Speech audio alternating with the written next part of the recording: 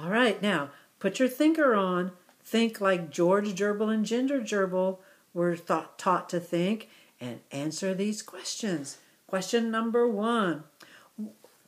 Why did lost George Gerbil think he should get up high?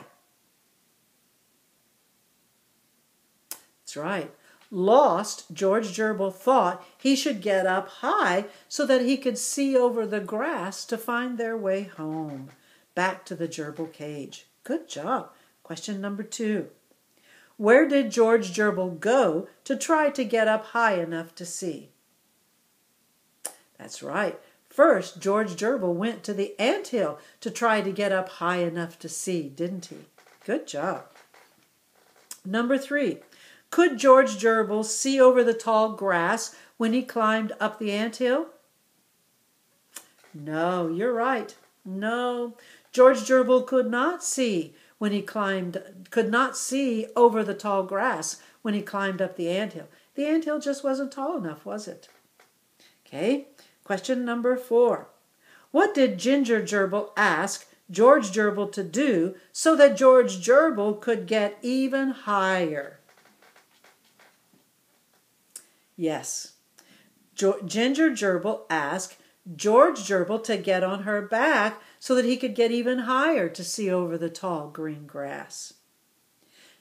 Question 5. Did Ginger Gerbil's idea work to get on her back to see over the grass? No, Ginger Gerbil's idea did not work either. Question number 6. Whose whistle went cheet, cheet? That's right.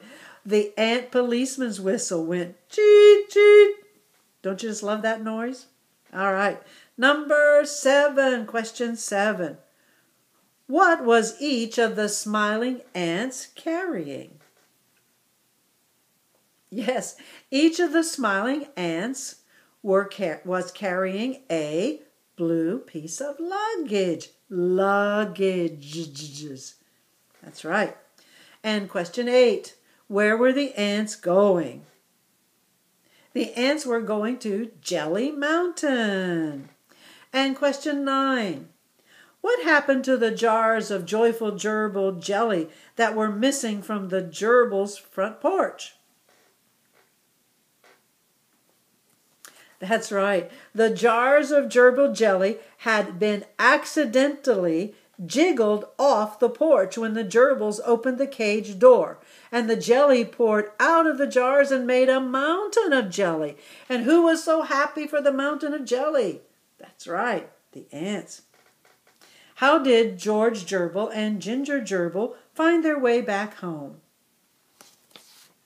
George Gerbil and Ginger Gerbil found their way back home by following the ants to the Jelly Mountain. And isn't that wonderful?